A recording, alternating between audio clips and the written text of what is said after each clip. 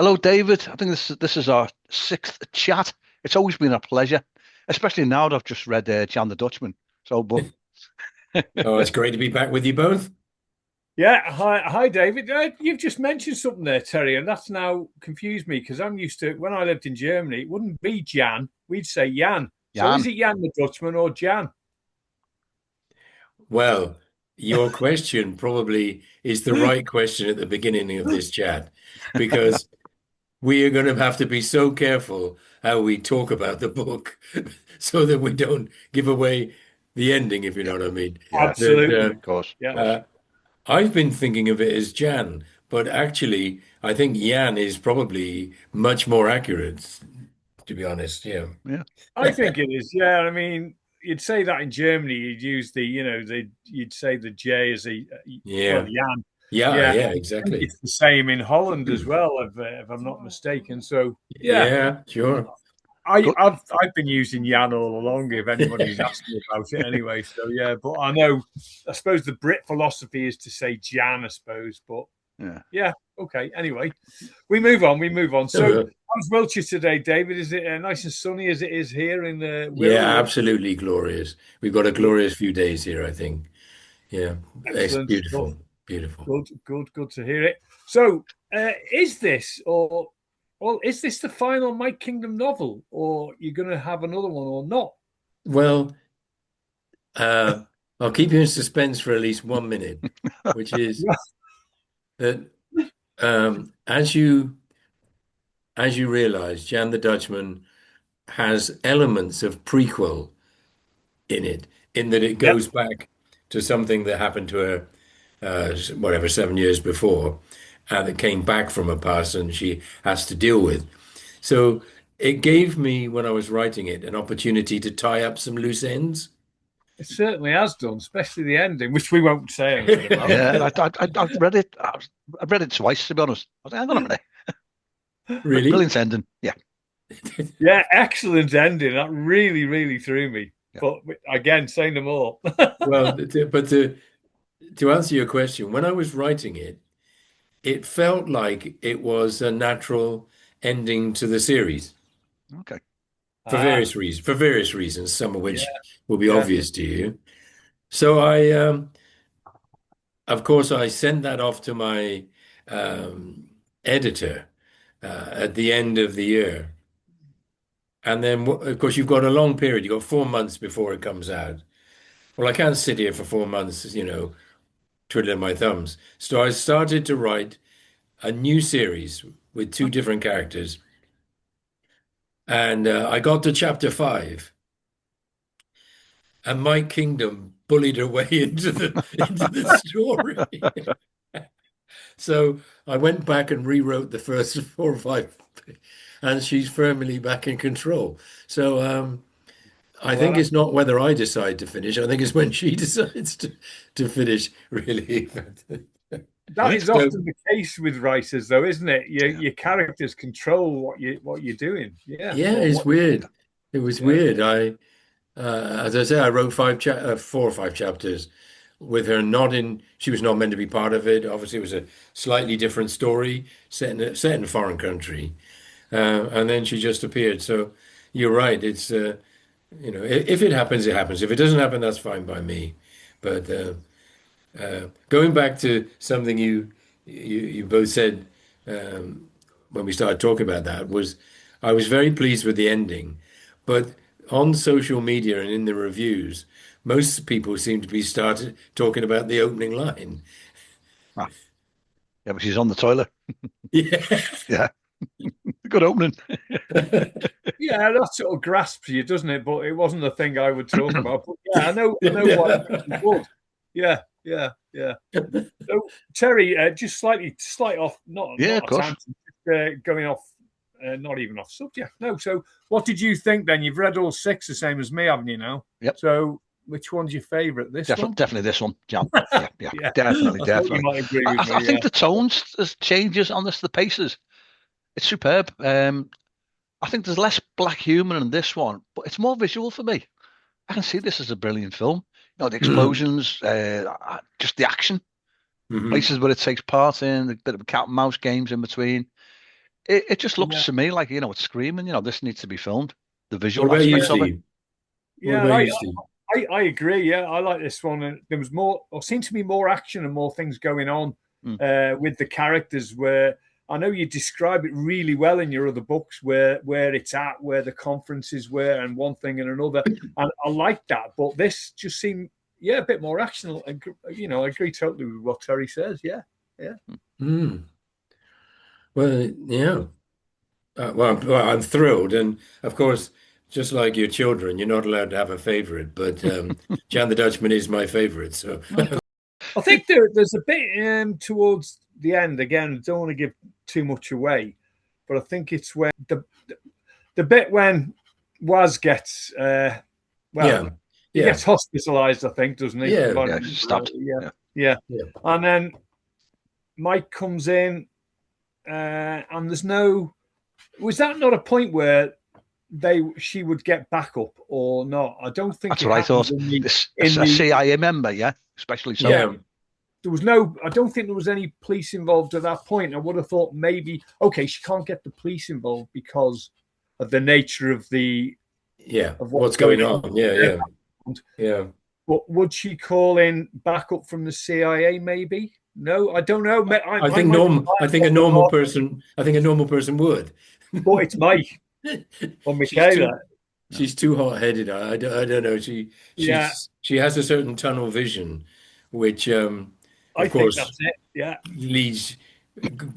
enables her to solve certain things, but it also leads her into difficulties as well, really. Yeah, and she's very loyal, isn't she? To some people like that, like Waz. She'd be very loyal to him, and she'd want to protect him. Yeah, she's for all her faults, personality traits. At heart, she believes in fighting for good. Once she latches on to good, then she's like a Rottweiler. You can't release her jaws. They're sort of trapped on whoever she's biting. Yeah, and sort of answering our own question, really, Terry. I think she's not exactly 100% trusting of her bosses either, because she's had some run-ins with them in the past, as we know, and she's like questioned it, and she's had it come back and turn back on her. So I think probably that's why. And she didn't contact the CIA straight away or whatever. The relationship between her and her boss Leonard is one of the joys to write. I just let them chat away at each other. I can barely type fast enough because they're at each other, and she thinks she's gaining one up on him, but actually he's a master manipulator, which is why he's in his job. He's not a fat slob, not paying attention. He wouldn't be in that job if he was. But people get sucked in by his demeanor, so that's a joy. Yeah, absolutely. Yeah, and she's just so hot-headed, isn't she? So, yeah, I think that's answered the question, really, Terry. Okay. Yeah. So the series often draws on real-world geopolitical themes, doesn't it? So, what inspired the idea behind Jan the Dutchman? Then, I think I can see in a way that where this was coming from, but I want to hear what inspired you. I always start not with Mike and characters, and I don't start with a plot. I start with a world, or normally two world events or issues that are absolutely current or are about to come up. So in the Green Feathers, actually it still hasn't come up yet, because the Commonwealth Heads of Government meeting is in November in 2026 in the Caribbean. And I read about that 18 months ago or 2 years when they were in Samoa. And I just wondered what would happen. Well, the same with Jan the Dutchman. I read about Donald Trump wanting, especially with the Chinese doing what they're doing, wanting to bring the microprocessor fabrication away from Taiwan and other places and onto American soil. And I was thinking, well, if America's doing that, I wonder if Britain are actually doing the same thing, and whether we would actually encourage, even if quietly, a microprocessor factory to be built in this, and I speculated near Hereford. And then, having started with that as an idea, I did a lot of research on how they're made, and that absolutely fascinated me. And there's another thread in the book, which is Chinese production of bespoke drugs. So that those two absolutely current themes was where the book starts. Then I start with somebody like Mike sat on a toilet, and Terry on bird watching in the Gambia, and then off we go.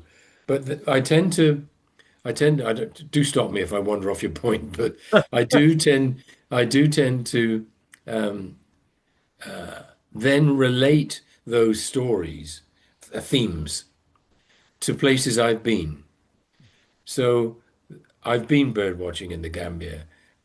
The British factory, which is part of the book, the Brits decide to use an airship, a commercial airship, to carry this massive piece of sensitive equipment from Holland to Hereford. And this obviously sets up some dilemmas.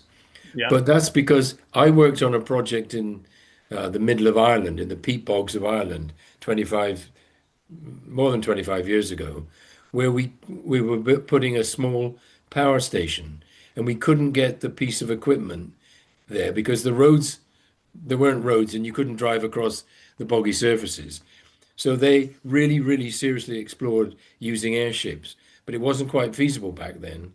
But now you can take 60 tons. So I weave in things that I know from my past or places I've been with current themes.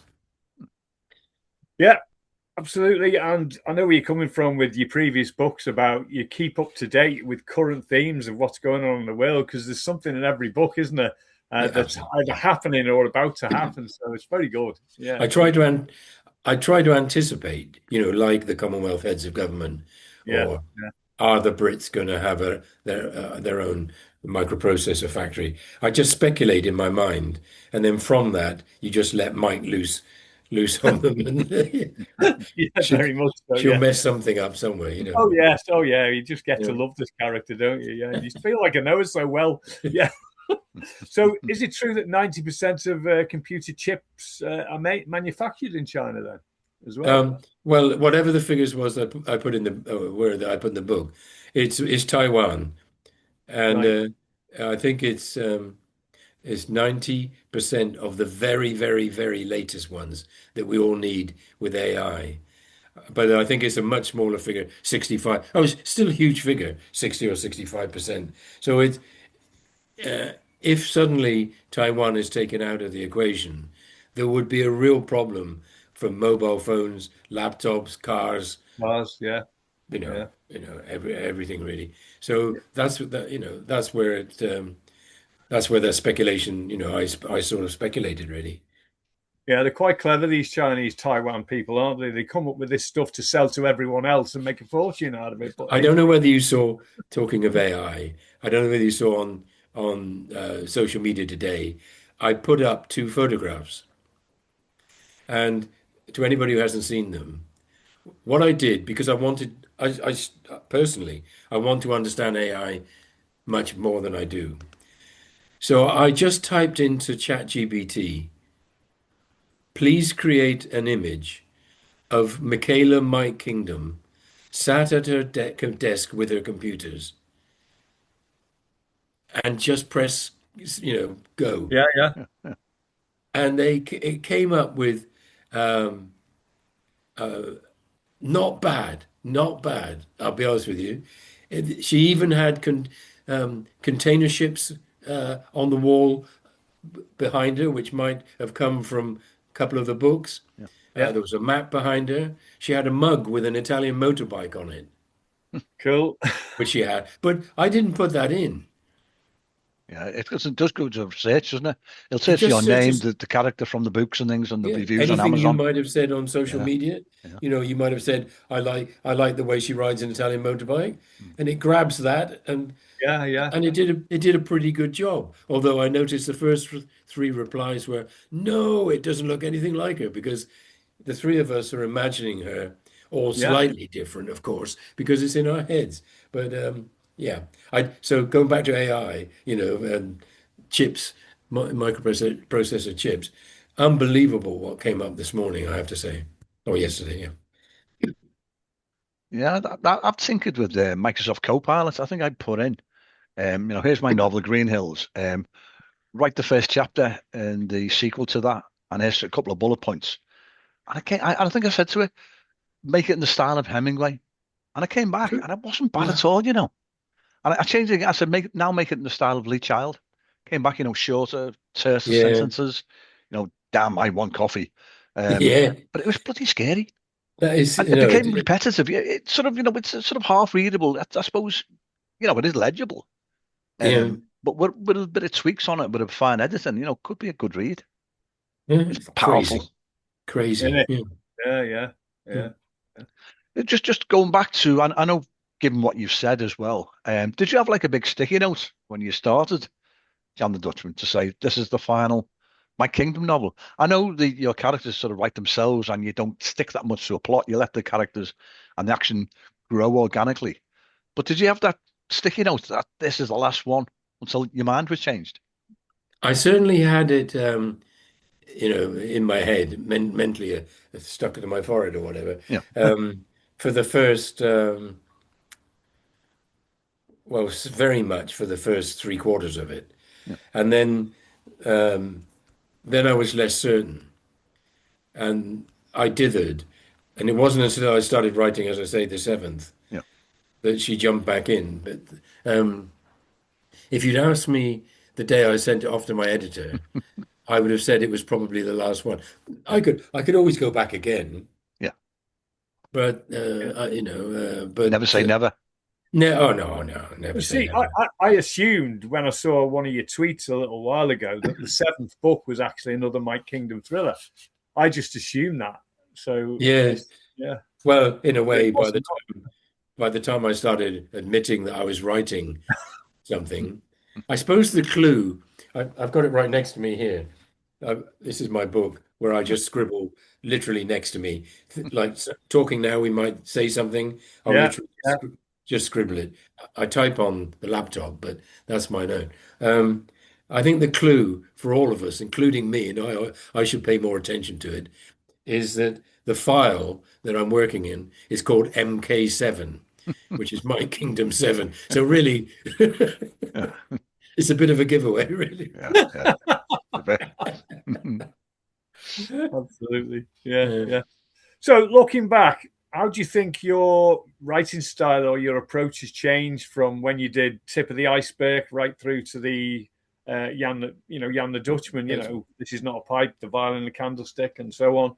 Um, Maybe a quick recap through the novels or how you think things have changed, or would you say it's well, I think pretty?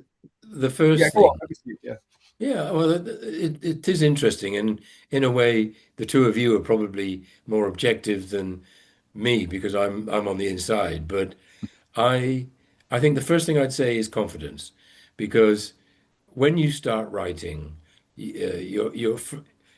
I'd written one other novel before, as you know, but standalone. But when I started this series, I got such positive feedback that it gives you the confidence to relax when you're writing and you don't have to try quite so hard.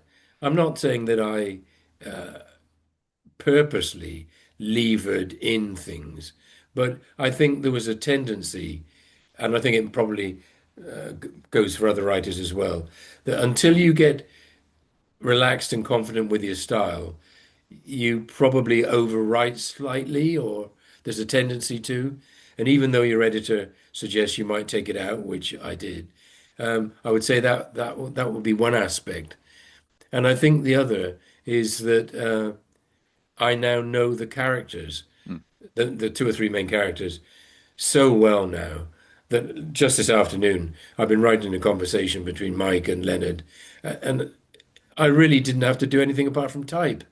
Really, that's the two things Yeah, I pick out, really. But you two may have seen other developments. I don't know.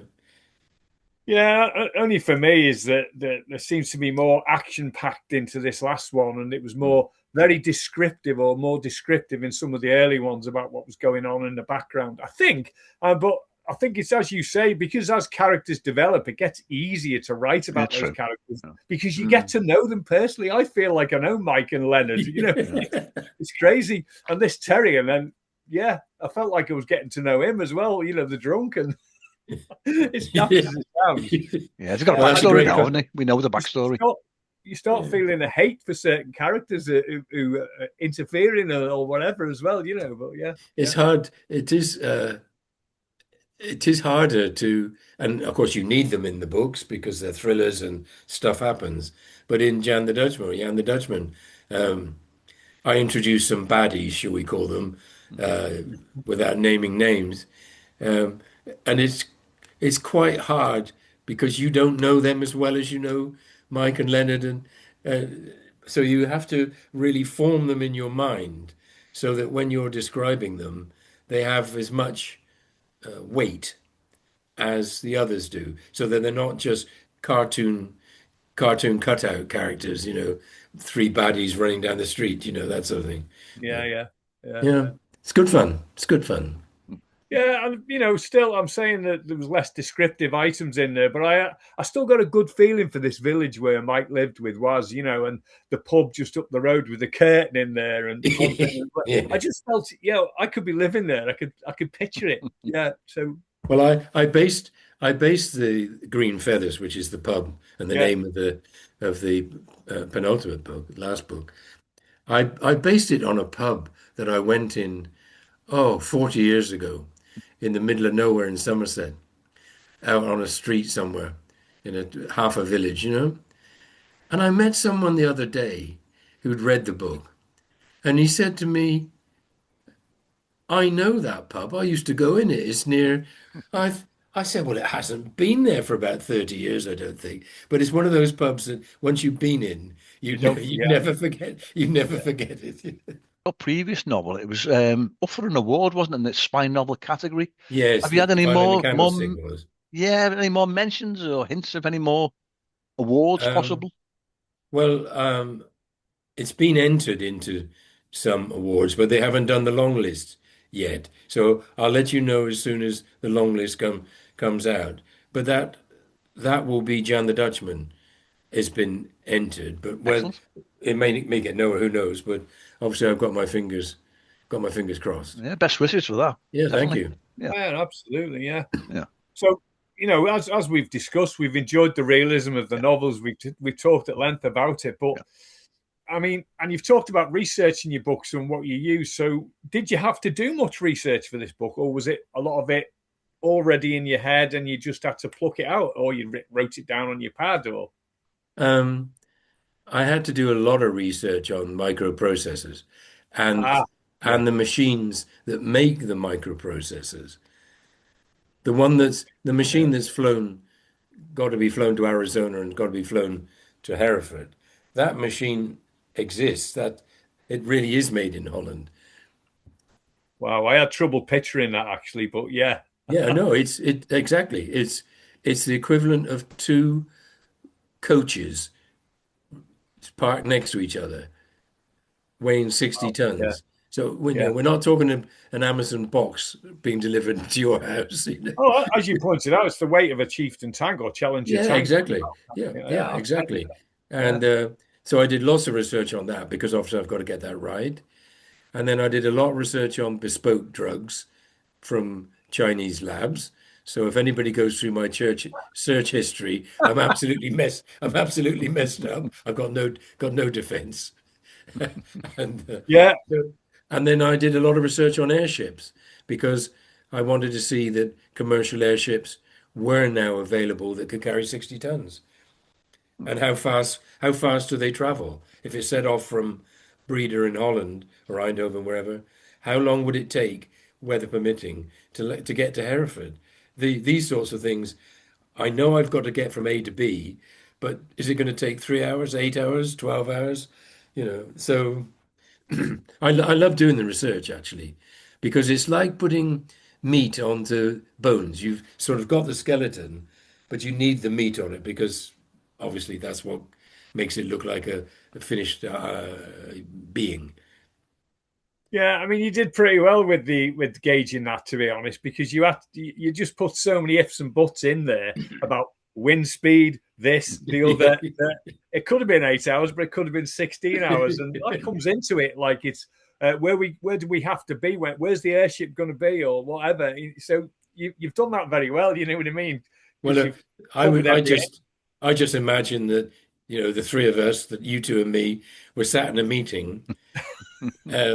And we've got this airship coming across from Breda, and it's got to get to Hereford, and it's quite important to the UK government and to all of us. So it's just like risk planning, isn't it? What protection do we give it? What could go wrong? That's the sort of things that happen, isn't it, in Cobra meetings? That's what happened. Yeah, everyone in the book, all the characters had to look at those play their role, see where it was going to be, and ifs and buts and maybes, and plan for it accordingly without again going into any detail and giving the plot away. But yeah. But that was really my day job for 40 years. So, I was a strategic planner. So imagining myself in that meeting is probably one of the easier things for me to write, rather than some of the other stuff which I know nothing about, and I've got to learn it from scratch, really. Yeah. I've just thought about a phrase, military planning. Generals used to plan. They made great plans, and the plans would go to hell as soon as the shooting started. No. Absolutely. No. Yeah.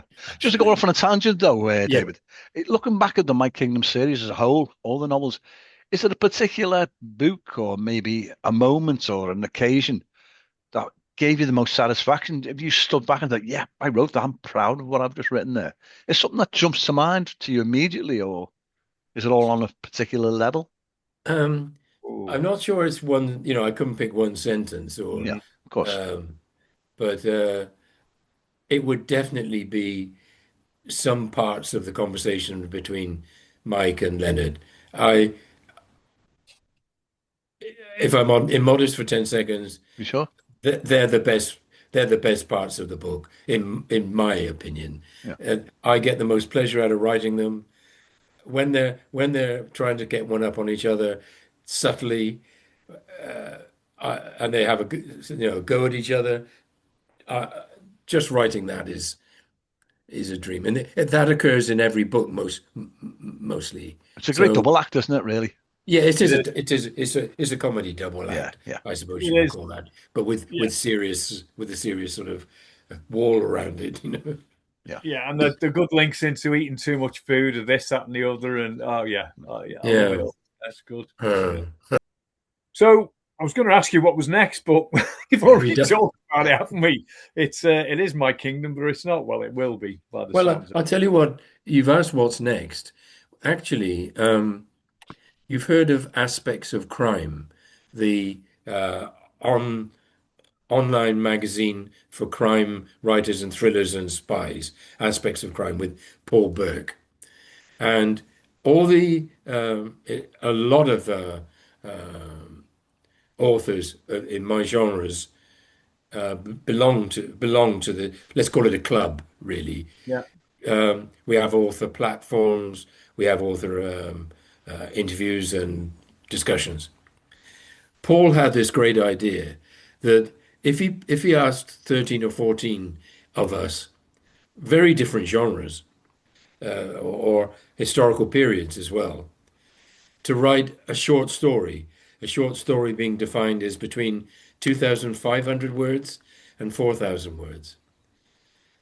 And the idea is you use your main character. Your main character must be in the story, so that if somebody buys this book, which is now just come out this week, it's called Watching the Detectives, like the Elvis Costello song, Watching the Detectives. So it's got 13 or 14 short stories. Mine is 2,700 words, and it features my kingdom. And 2,700 words in my other books is one chapter. So I had to write a beginning, a middle, and an end with my kingdom effectively in one chapter. And it was so difficult, but so wonderful when I cracked it, because it's a totally different, it's like sport, the difference between 100 meters and a marathon. Yeah. Totally different Yeah. build requirements, training, everything. It's running, but it's totally different. And it was I really enjoyed it. So I've called it Dutch courage, my element. And because what I thought I'd do, and I'll tell you what it is, because you'll recognize it. I'm not going to tell you what you'd have to read it to find out what the plot is. But I've never dealt with Mike's accident where her husband was killed. I mentioned it in a couple of chapters. Yeah. I mentioned it in the tip of the iceberg because I just needed to put that in. Of course, that's made me a hostage to fortune because that's now fixed. So I thought, well, what happened to her after the accident? And so Dutch courage is just 2,700 words on, it's a bit more than that, but it's 2,700 words, but the plot is, I'm quite pleased with the plot. So there we are. That's Watching the Detectives. Excellent. So finally, as always, normally ask everyone the same question last anyway, even though I've asked you this one about 6 times before, or 5 times, sorry. What's your latest advice then you'd give to a new writer? Now you've written 6 books in this series. Just write is always the advice I always give when I'm asked that. Even if there is a bad day, even on a bad day, I try and write 500 words. If it's not quite flowing, the mojo's not quite there, or I don't know, you've got a headache or whatever it might be. Even so, just write 500 words. Even if the next day or a week after you completely delete it, or you only keep one sentence out of it, you've moved forward. Yeah. Until you actually write, you're not a writer. You're a thinker, which is something quite different. So I always encourage anybody, just write. Privately, just write. Yeah, it's excellent advice. I think 500 words is probably a good target as well, really. It's not doable. Yeah. Little, and it's not too much. Yeah. I think I may have told you before on one of the books, can't remember which. I kept a small diary, just a crude diary, and every day, counted every day, including Sundays and holidays, I averaged 437 words a day. Oh. That's every day. That's every day, weekends and holidays. So my average then for that one was 437. So that's just a fact. I don't know if it's good, bad, or indifferent. Yeah, it's close enough, isn't it? You've got your target almost. So yeah, can't knock it.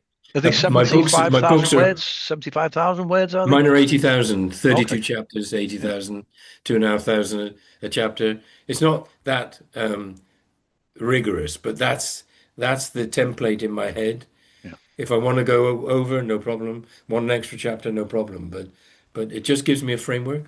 Okay. Yeah, does your editor insist on a certain amount? Does she say 1,000 words here and there is nothing, or do they get really tight about it? No, because I'm pretty disciplined about that. So yeah, she doesn't have she has many things she wants to change, but that's not one of them.